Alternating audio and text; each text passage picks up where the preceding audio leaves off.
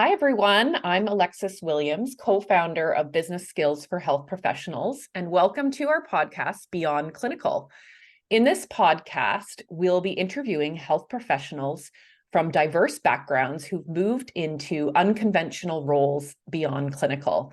We'll be hearing their stories and tips in the hope that this inspires you to pursue unique career paths. So this is my third podcast, and I'm really excited to introduce my guest today, Julie Meyer. You want to say hi? Hello. Hi. Thanks so much Thanks. for having me on. Thanks for joining. So I'll tell you a little bit about Julie, and then she will go back into her career story, because that's one of my first questions. But Julie is a dietitian and the founder and chief commercial officer. I got that right, of Eat Well Global. I know you had a recent title change, so I wanted to make sure I got that That's right. Yep. And Eat Well Global is a communication and consulting firm whose mission is to empower global change agents in food and nutrition. Eat Well Global is also a B-Corp and certified women-owned business.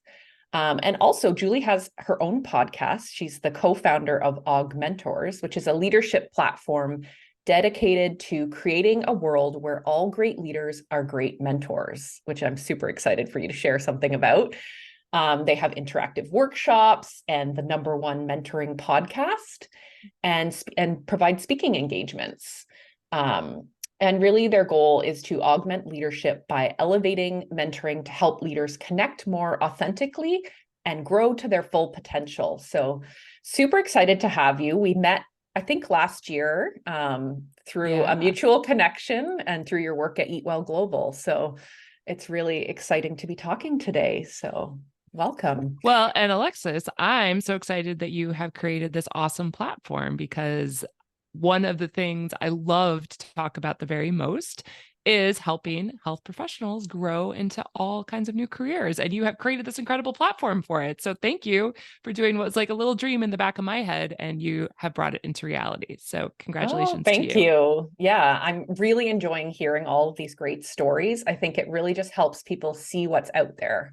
When they're maybe thinking, oh, I don't know if I want to, work in a hospital or work in food service, like what else can I do, or work in a pharmacy? So yeah, but let's start off with a fun question. I wanted to know, have you got anything exciting coming up in the next little while?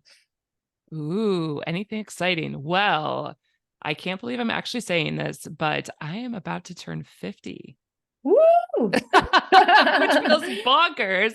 But yeah, I'm excited. I'm planning some fun activities for that, including, instead of having a party, I'm actually having what I call a prototype, which is a prototype of a retreat that I would like to start hosting. So I am looking forward to creating an opportunity to kind of get together with some people that I really love hearing from in person, because I think while the podcast format is great and all the Zoom is great, I think having a chance to connect with people in real life is super exciting. So that's something I'm kind of excited about. I mean, I know I should be excited about something that's like a hobby, but everything to me ends up becoming a business. That is really exciting. I actually have a similar dream of retreats, so we need to chat about that. Maybe not on this podcast because it's early days, but that is really exciting. I think that's a great way to celebrate prototyping. I love it. Yeah, I'd love to hear, take us back to the beginning and tell us about your career path and your journey as a health professional into business. Yeah, well, I'll try to keep it pretty brief, because as I mentioned, did I just say I'm about to turn 50? You did. So I have had a long career, but I think my background's a little bit untraditional when it comes to dietetics, and the fact that I did not study nutrition in college. And in fact, I was a horrific science student. I was actually asked to not even take chemistry in high school. I had to take basically rocks for jocks, marine biology. I was like a terrible science student, but I did always, was interested in nutrition. I struggled with my weight, so I knew how to like count calories and count carbs and all those kind of things. And then my first job after college was in communications. I was an international relations major, and I started off at a PR agency, and my first account happened to be Quaker. I was either going to end up Oh. on Oracle or Quaker.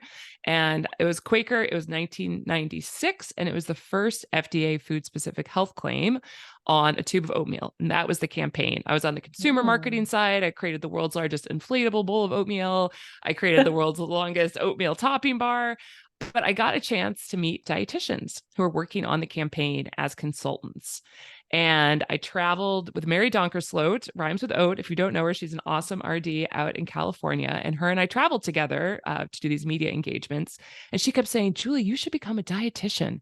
And I thought, well, yeah, all right, cool, I'll do that. And I had parents that were professional services business owners. My dad owned a accounting firm. My mom owned a real estate company. So I knew I would probably own my own organization. So after about 2.5 years working at the PR agency, the ripe age of, 25, I quit, threw the corporate world aside, and went back to school to become a dietitian so that I could be a consultant working in communications, in nutrition communications. So that's how I started off on the nutrition communications path. I, of course, was in clinical in my internship, spent the whole entire time just hoping I would pass because I knew I wasn't going to do that. I failed my RD exam the first time I took it, although actually I was 3 days away from having my first daughter. So that was probably had something to do with That's it. fair. Barely passed it the second time. But I've managed to use dietetics to create a business. Mm-hmm. Oh, that's so cool. I love hearing how it wasn't the smooth journey that because we hear that a lot, right? It's not easy. It's a hard profession to get in, and we all come from different backgrounds. And very interesting that you went the route of communications, and that's what led you to kind of build this nutrition and communications company. What do you think really helped you kind of on your journey throughout starting a business and yeah, just the career change that you Yeah. went through? I think I spent a lot of time with entrepreneurs, and I think there's probably 2 to 3 things that are really key if you are looking to embark on an entrepreneurial journey. So I know you have a lot of different folks on here talking about Mm-hmm. different things. And so I'll speak specifically about starting a business versus maybe communications or what have you in general. Mm-hmm. So for me, for starting a business, you need to be relentlessly optimistic and Mm-hmm. have an unfettering belief that you are going to be successful. I think if you don't have that, there are dark days. And if you don't Mm-hmm. believe in yourself, you're going to have a really hard time. The second thing you need is support.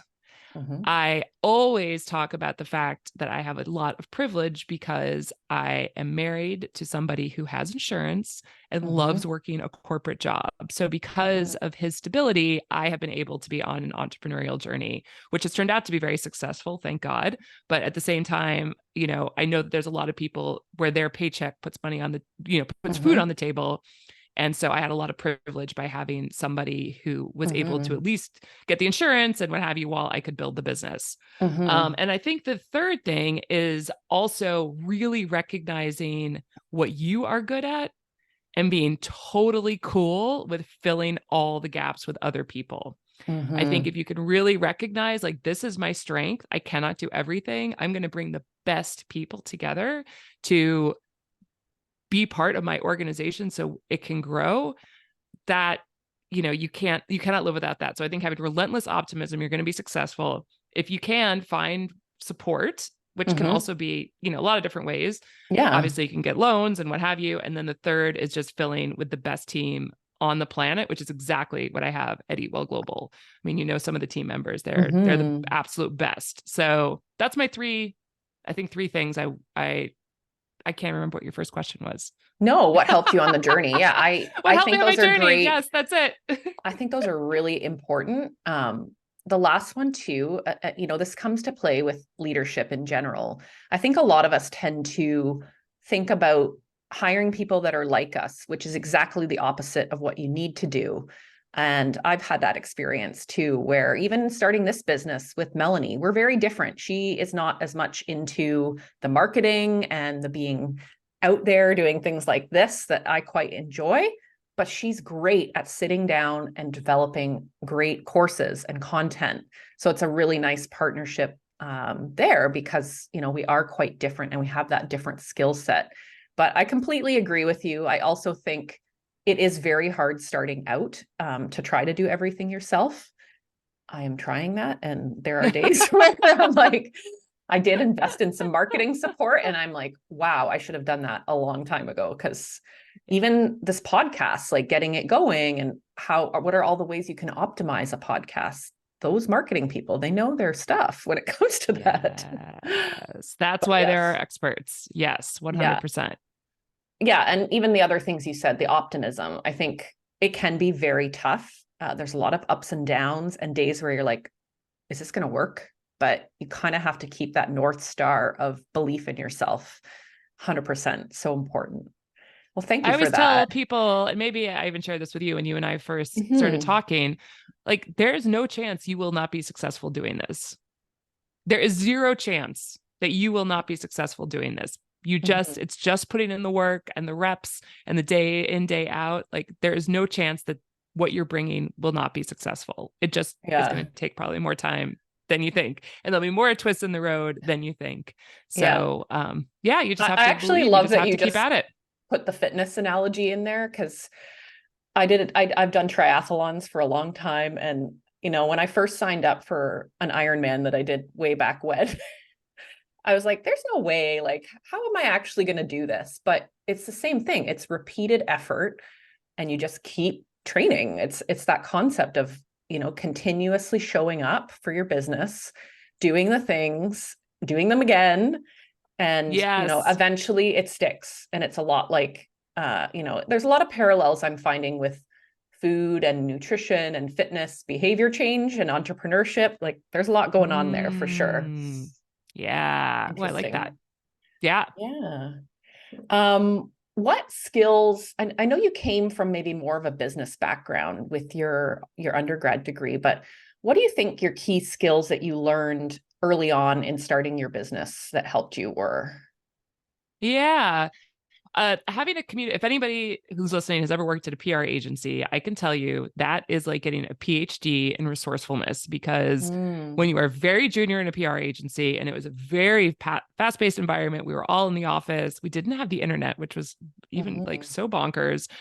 We were just so resourceful. Like we would figure out how to call 411 in like Des Moines and like ask for stuff. Mm, I mean, it was just crazy. So I think having some real resourcefulness, mhm. I'd say was one of the first things that I really felt like I needed to have. Oh my God, I totally forgot your question. No, key skills that you learned on the Key way. Key skills, that's skills, it. I yeah. was like, where did I go down here? Resourcefulness, we got one. Resourcefulness. I'd say the other thing is um I mean, again, it's like obviously a bit of optimism, right? Like there Hmm. is like when you work in a PR agency, no is never ever the answer Right. until you have scoured the earth Right. Yeah. and uncovered every single rock possible. It is actually not like not possible is not, especially when working in consumer PR, which like you're doing Yeah. these crazy engagements and all that. So I think just being resourceful and like, or just like being relentlessly like trying to find Hmm. the answers to things. And I mean, of course, in our work, it's all about client service, organization, like having everything really buttoned up. And then the Hmm. last thing I'd say is depending upon who you're working with, which I think is the same for clients as it is for behavior change or working with corporate clients or working with clients Hmm. in a one-on-one setting is understanding where they're coming from, and really like when we start on a client project, we immediately want to understand what is the problem that we're trying to solve and what have been the barriers Yes. thus far. So I think really trying to get in the head, not just like, I'm just going to keep giving you more information Hmm. until you hear what I'm saying, versus like, Hmm. okay, what is really going on with this person? They're saying this, but I think it might actually be this other thing, and being able to really get in behind it. I think that's really key.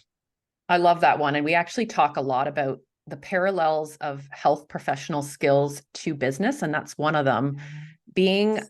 something called client-centered care, which is exactly what you just said. It's, when you're meeting with a client in maybe a counseling setting, you really need to understand what their problem is and, where they're coming from, what are their pain points. It's exactly the same in business.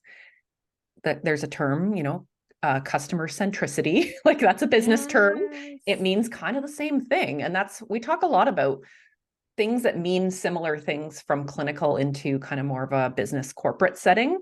But absolutely, like marketing, I feel like there's a lot of parallels in marketing to being a really great counselor, that maybe health professionals don't realize they have those transferable skills. So I love that you brought that one Yes. up. Totally. Totally. It's all about the why.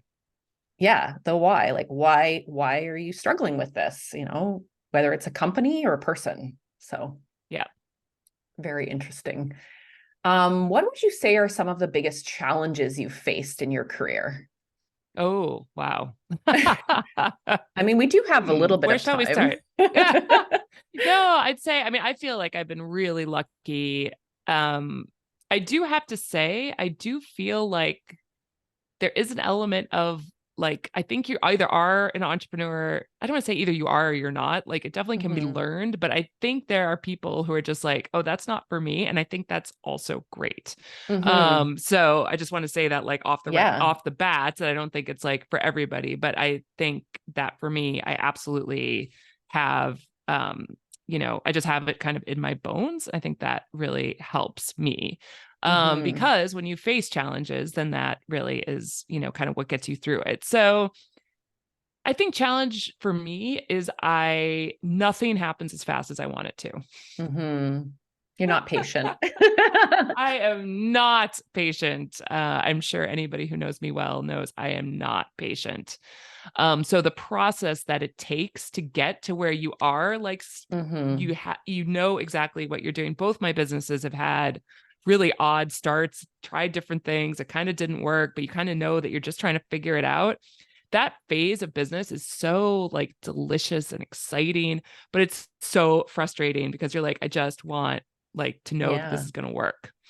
So I'd say having some patience during that time Mhm. is really important. And that was probably some of the biggest challenges for me was just, again, doing those Mhm. reps, like Yeah. waiting until things kick in. And then on the other side, when they do kick in and when you've kind of established a bigger organization, I think because of my entrepreneurial nature, then I'm a bit more like, okay, cool. Like that now has a lot of structure and Mhm. then I do kind of enjoy still that part where you're like in development and the ideas are Mhm. forming and you're seeing is there a market fit and you're being able to kind of craft a brand.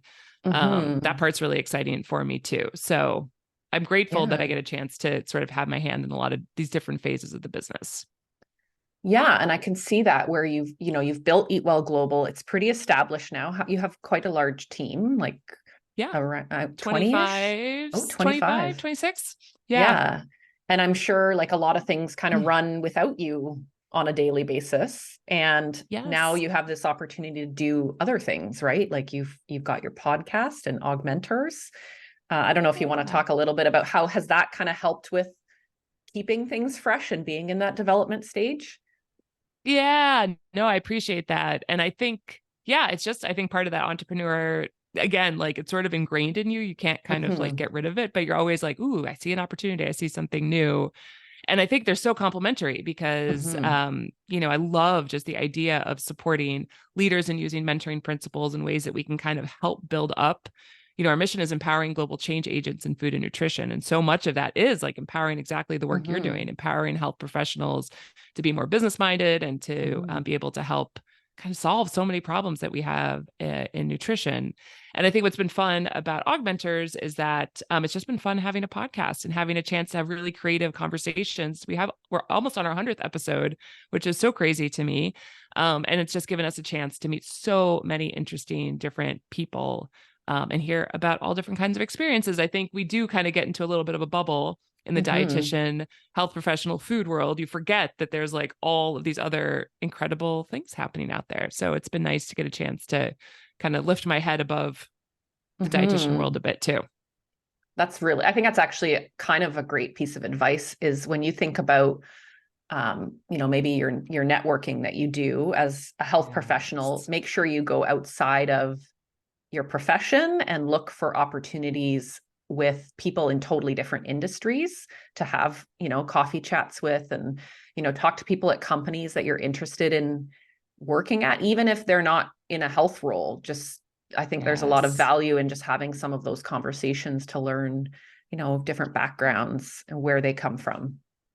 And if you think about it, like food hasn't changed that much in the last 20 some years. And my husband worked Mm-hmm. in media, Okay. and he like his business revolutionarily Mm-hmm.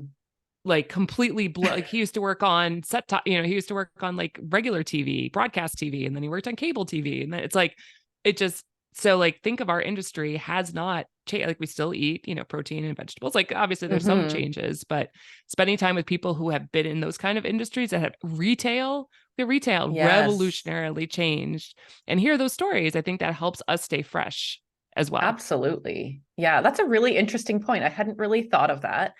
And it's funny because I recently got back to doing a little bit of niche counseling in an area that I'm passionate about, Cool. which is endurance sports nutrition. And it had been a while, and I'm pleasantly, but also a little bit surprised that not very much has really actually changed. Like there's a lot of new products, like way more products than when I, was doing this before, but like it's still, the same principles of fueling your body and recovering. And it is interesting. You're right. Like so many industries have had just such massive, like turned on their head changes. And yeah, it's good to kind of be around people who've been through that, because I think it helps with your openness to change, which And is lack of, super and then you important. have less fear, right? Less fear. Because I Mm-hmm. think that fear of change is really what keeps us, potentially Yeah. some of your listeners, in like a very, Yeah. that fear of like change. And change can be amazing. It's a gain and a loss. I think that's always important to remember Yes. with change. It's a gain and a loss. Mm-hmm.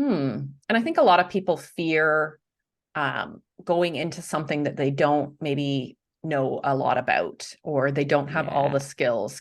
I don't know, I'm just gonna, that's an off the cuff question, but like how, Yeah. I'm sure you had did that, and how did that go for you when you've jumped into things that you didn't really maybe have all the requirements for? I know that's a little bit the story of my life. Um, my mom used to always just say, fake it till you make it, which Mm-hmm. is great advice, except when you are working in clinical nutrition. You should not fake it. No. Don't like make a TPN recommendation and be like, I don't know, fake it till I make it. Um, yeah, I think just having a little bit, again, that confidence, because there are definitely professions where people don't, know a lot, Mm-hmm. all of the non-credentialed influencers, and Mm-hmm. they act like they know a lot. I think if we Mm-hmm. can take a little bit of that, chutzpah, as we say here in Brooklyn, Mm-hmm. and be maybe, a little bit more confident, we don't necessarily have to have all of the answers perfectly buttoned up before we get out to talk about things. I think we can maybe have a little bit more confidence, and then know, like, if we don't know the answer, we can say we don't know the answer, we can find out the answer. But yeah, I think we can boost that confidence a little I bit think more. so. Yeah. And Yeah. I think that's a lot of it, is just feeling confident in your ability to get the information you need. You don't need it Yes. all, and you can't actually retain it all. No. Like for me, learning is so situationally specific. I need to learn about what I need for that specific time of my career. And then that information, it kind of has to go away for a bit, but I know where to get it if I Yes. need it again. And I feel like that was really important for me going into business was, okay, there's a lot of things I don't know, but I can figure out ways of finding them. And, ask people lots of questions and be confident in that, because Yes. that can be hard for a lot of people. Totally. Totally. Yeah. But I think it's important. Like, I think Mm. that's how you learn and that's how you grow. Yeah, for sure. Okay, so advice that you have, Julie, for someone that's maybe Yeah. considering they've maybe worked in clinical for a bit, but they're really interested in getting into something like communications or working at a food company or working in pharmaceutical. I don't know, lots of different options out there these days. Any Yeah. advice? Absolutely. There's a couple of things I can think of. The first one is ask a lot of questions. Mm-hmm. Find, it doesn't even necessarily have to be a mentor, but it can be informational interviews. I'm sure you do Yeah. this a ton. I do as well. People reach out to me and say, hey, I saw what you're doing. I'd love to just hear a little bit about your story. And we book a half an hour and you get a chance to just hear from somebody on the ground in a different industry. Like, what did they do or how did they get there? You can just get a little bit of a view inside. And I think people are quite open to having those kind of conversations because they probably did that themselves. So they're just paying it back. The second one is joining, at least if you are an Academy member in the US, we have a lot of dietetic practice groups. So it's a great way to join dietitians. I can't remember, DBC, dietitians in business and communication. Yes. Or you can join, webinars. There's the nutrition entrepreneurs. You can sort of as a low lift while you're continuing your clinical job, like join some of these groups where dietitians who are working in different spaces are connecting. And then if you're ready to take a little bit of a leap, I am a big fan of a side hustle, and I am a big fan of dipping your toe into other things while you still have a job.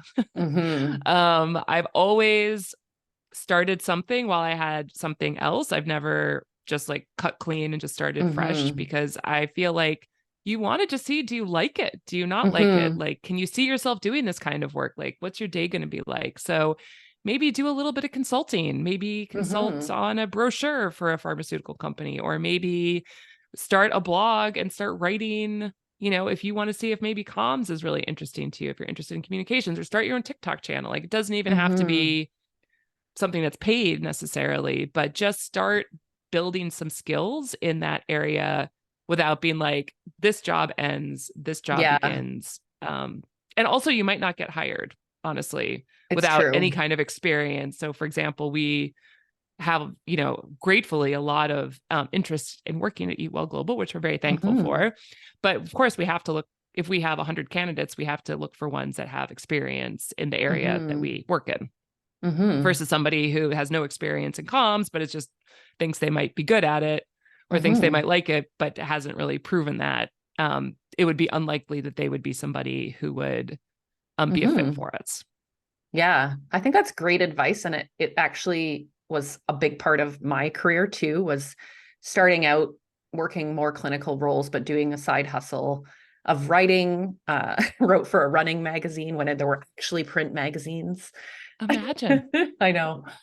But I remember taking those printed articles to interviews where I was looking at getting outside of that space. And that really helped, like having kind of those examples of other work that you'd done, even if it wasn't paid, but it led to a lot of great things, and it can lead to a lot of great things in your career. So I think that's a really good one. And definitely the concept of prototyping. You said that at the beginning about your birthday coming up.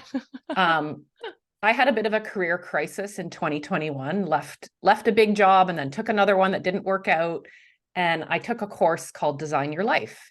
And it was actually called Life Design, but it was based on this book called Design Your Life, which is basically that concept of, exploring your passions and values and figuring out ways to prototype things that you might want to do. And I had this idea of starting business skills for health professionals. And I was like, okay, I got to build like this repertoire of courses before I do anything, before I even start talking about it. And through that course, and shout out to Ingo, my coach through that course, he's like, just run one webinar, like a simple webinar, and see if there's any like uptick for this. And I followed that advice. And I think it was really valuable early on to start small and test things out.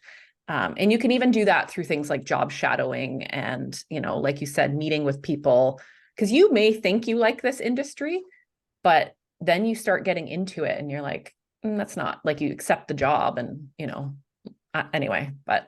Well, and I think I love what you're saying. I think thank you for sharing that story. I think also, like, sometimes people think I want to go into private practice and like, I want to be a full-time private practice. And like, that is a hustle. That's a tough job.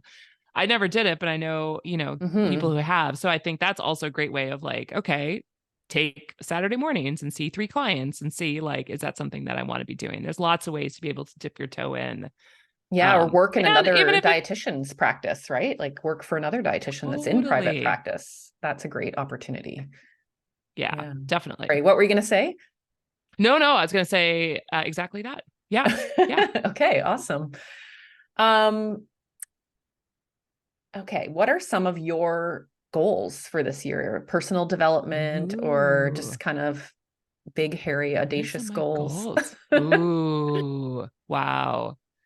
That's a big question. I would say from a personal development standpoint, I'm always working on just trying to be really being more patient. As I discussed at the beginning, I am Yeah. quite like very fast moving, and I think being a better listener, I would say that's one of the things that I've really learned a lot in augmenters is how important active listening is in mentoring relationships.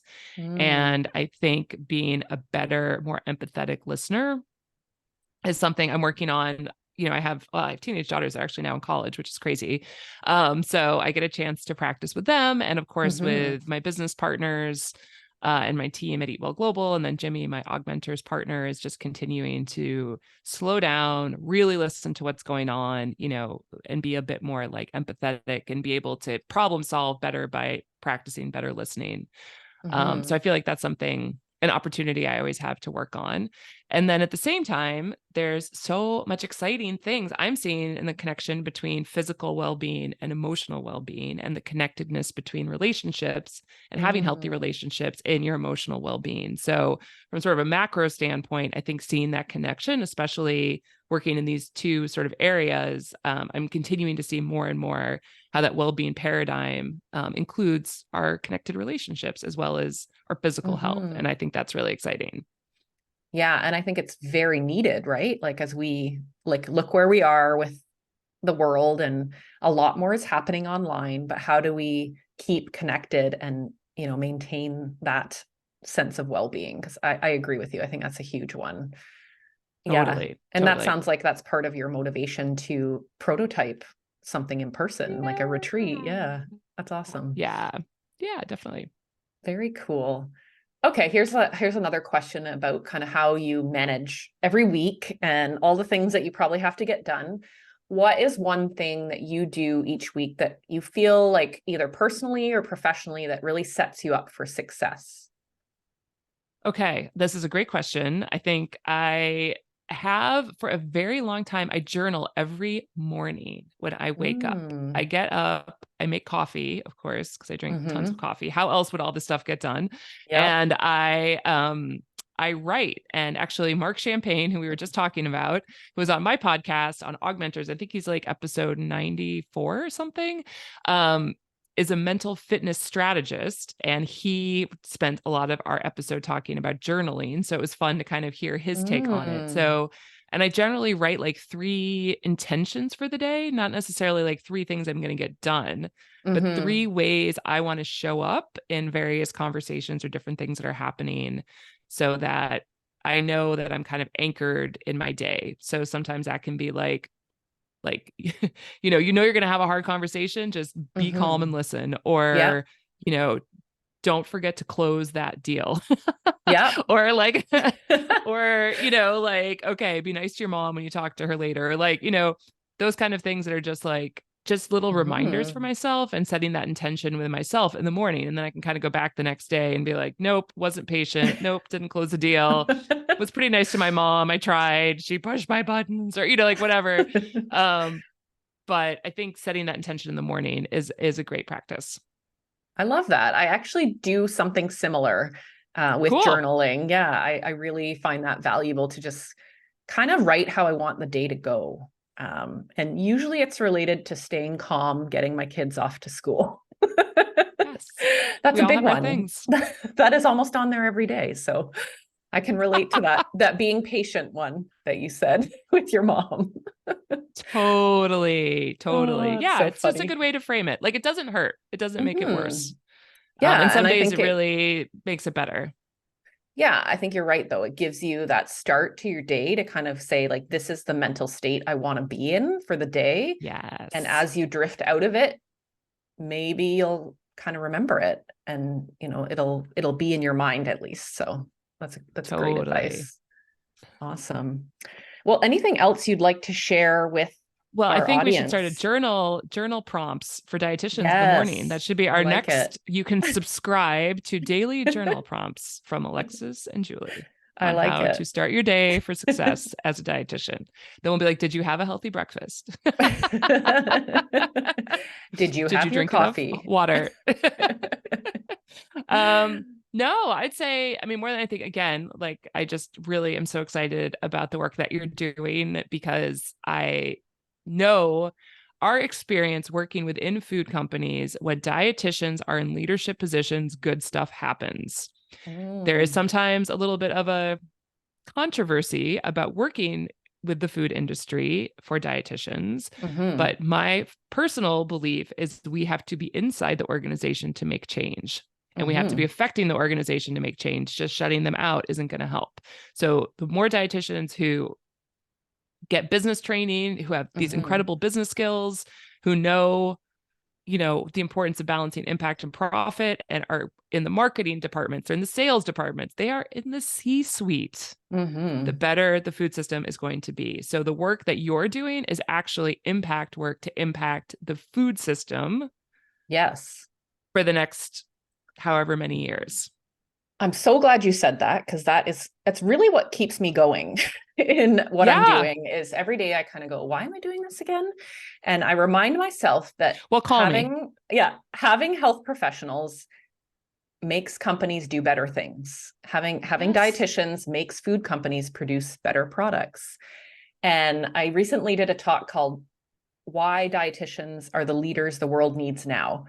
And I feel like you'll like this, but it was a lot to do with also having the skills that a health professional brings to a leadership role is really helpful for things like empathy, things like active listening that we learn in counseling, and all of those skills really transfer well to leadership. And I think it's such an important thing in the time that we're in with, high rates of burnout, with employees, and people are just, people are struggling. And I think having an empathetic leader that kind of gets wellness is going to be incredibly valuable. So those are kind of my two, like, I'm excited because I want more dietitians in the C-suite and I want Yeah. these companies to do better things. And I know that like getting people into these roles is going to do that. So I'm really glad you said that. And it's super exciting for me I too. So totally see it. I totally see it. And I think that's your contribution. yeah, Sometimes I feel like absolutely. because we work with the food industry to well global, people are like, well, what about